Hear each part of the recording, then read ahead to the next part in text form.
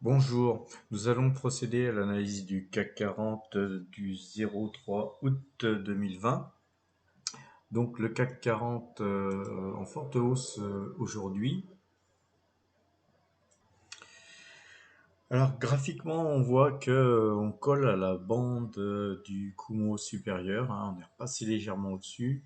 Par contre, la moyenne bleue, là, la moyenne 2 jours et la moyenne 12 jours est toujours vendeuse. On voit que le parabole XR reste vendeur et le Directional Index Mouvement est vendeur.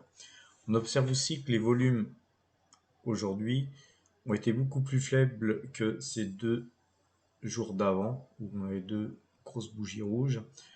Donc peut-être que ce n'est qu'une reprise technique, hein. C'est uniquement pourquoi pas des vendeurs, des vendeurs secs, hein, qui se rachètent. Et donc, quand les shorters se rachètent, hein, ça peut faire monter le marché.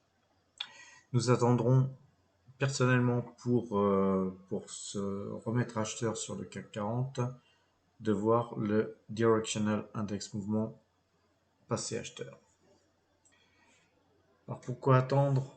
Parce que aussi, rappelez-vous, on avait un trend ici qui nous faisait en fait un range qui a été cassé ici. Et cette cassure reste inquiétante, hein. Cette cassure-là reste inquiétante. On va rester prudent, on va attendre le directional movement pour se mettre acheteur.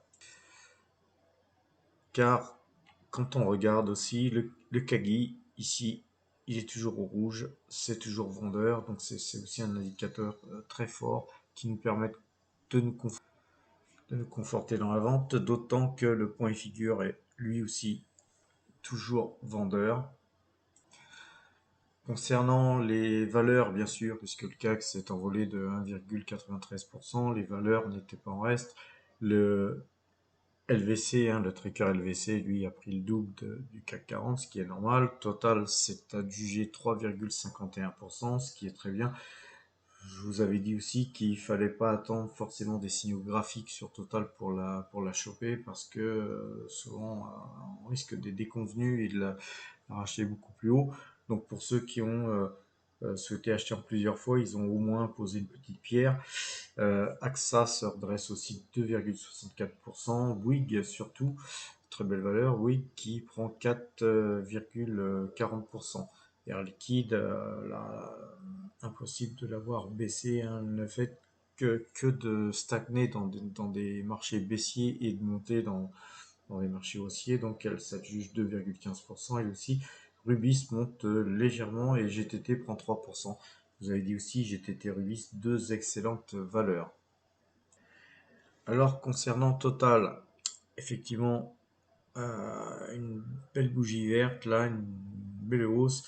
Ceci dit, c'est bien si vous avez pris une petite position, mais on voit un petit peu comme le CAC 40 et dans une moindre mesure que le CAC 40, on voit qu'il y a moins de volume là, ici, aujourd'hui, que ces 2 derniers jours à la vente sur ces bougies qui étaient assez inquiétantes.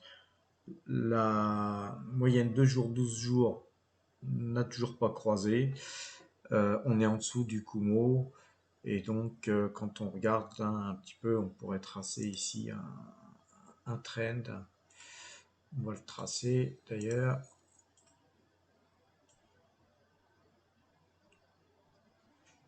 Voilà, on est sur un trend qui reste toujours baissier. Je dirais que tant qu'on n'a pas cassé ce trend et que le directional movement n'est pas acheteur, on a pareil sur le Kagi ou sur tous les indicateurs qu'on a pu voir sur le CAC 40, une pression vendeuse sur ce titre aussi.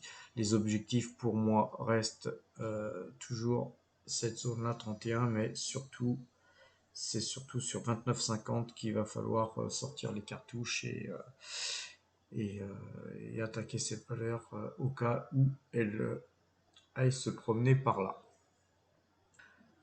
Concernant les valeurs américaines, donc on a BlackRock qui monte légèrement de 0,70% et Berkshire Hathaway continue sa progression pour se diriger sur les 200 $. Coca-Cola baisse de 1,8%, prise de bénéfice sur Coca-Cola, et très très forte baisse sur Estème Kodak ainsi que sur Tupperware. Alors sur Tupperware, qu'est-ce qu'on observe? Pardon, là on est sur Estème Kodak. Sur Kodak, qu'est-ce qu'on observe? On observe qu'il y a eu, si on regarde sur le très long terme, on avait un range où la valeur valait 2 euros pendant des années. C'était un range, on est sorti de ce range, donc ça a explosé suite à une très très bonne nouvelle. C'était là qu'il fallait l'acheter. Je vous l'avais conseillé là. Là, on pouvait continuer à acheter, voire continuer à acheter. Ici aussi, puisque tout était acheteur. Là, par contre, ici, on voit qu'il y a eu une déconvenue. À 60 $, on est retombé sur les 33 $ de souvenir. Oui, 33,30. Et ensuite, on a ouvert en forte hausse le lendemain à 43,66. Et puis, on n'a pas arrêté donc de descendre. Prise de bénéfice le lendemain. Aujourd'hui, continuité de prise de bénéfice. Alors, qu'est-ce qu'on peut dire de tout ça? C'est que premièrement, je vous avais encouragé à mettre des stops sur toutes vos positions. Il faut toujours mettre des stops pour protéger les gains. Quand on achète ici, on ne va pas attendre que le marché retourne à 2 euros pour stopper sa position. Donc les stops, c'est primordial. Aujourd'hui, moi j'avais acheté ici. Aujourd'hui, qu'est-ce qu'on peut en dire? C'est que personnellement, moi ici, je sais plus où, mais je pense que non, c'était ici, pardon, sur cette zone-là, quand on a commencé à attaquer la bougie verte, j'ai sorti la moitié de ma position pour me retrouver avec des actions gratuites, va-t-on dire. Et là, en fait, je me pose des questions effectivement sur l'objectif de cette baisse. Visiblement, c'est de combler le gap. Là, vous voyez ici, il y a un trou qu'on appelle donc un gap en analyse technique. Ce gap, les gaps ont souvent pour vocation à être comblés un jour ou l'autre, et parfois plutôt tôt que tard. Et là, visiblement, on dirait que le marché souhaite combler ce gap, et ce gap donc se situe dans la zone des 29-25. Donc je dirais que personnellement, moi je vais attendre un petit peu pour me repositionner sur ce titre à l'achat. Donc les titres que j'ai vendus, je vais les reprendre si possible un peu plus bas, voire un peu plus haut, si le directional movement me donnait un signal d'achat.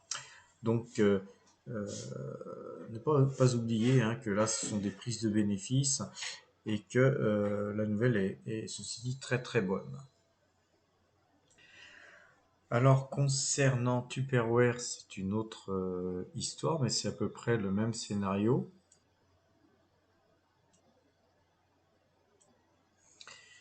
puisqu'on voit que en fait il y a un gap ici, beaucoup plus grand que sur Kodak d'ailleurs, en termes de pourcentage sur la journée, en termes d'écart, et que malgré tout, sur cette bougie-là, ça a bien tenu. On a vu qu'on a eu deux bougies qui tenaient dans le haut, au-dessus de 50% du corps de cette bougie, donc c'était très fort.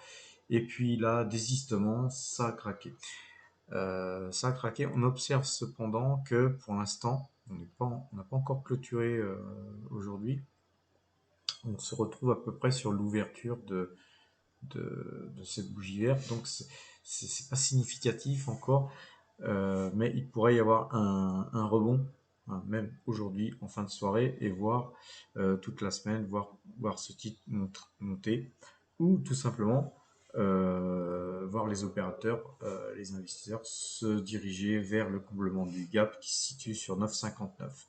Donc moi personnellement, les Tupperware qui me restent sont des actions gratuites que je conserve, hein. Je vais pas m'amuser à trader dans tous les sens cette valeur parce que vu que j'en ai vendu la moitié, je me retrouve à un prix d'achat de zéro. Je vais les conserver. Je les aurai pas, je mettrai bien sûr un stop sur cette valeur. Je dirais en dessous du point du parabolique SAR. Je mettrai un stop sur, on va dire, 11,50, on va dire, hein, sur 11,50 pour préserver mes gains si j'avais acheté dans cette zone-là. Voilà ce qu'on peut dire du marché. Il est 21h31. On voit que le CAC en cours après clôture est toujours à plus 0,09%. Donc on se situe légèrement, très très légèrement au-dessus du cours de clôture. Donc si on tient encore comme ça une petite demi-heure, on devrait théoriquement ouvrir sur les mêmes prix demain matin. Et bien voilà, je vous souhaite une excellente fin de soirée et à demain.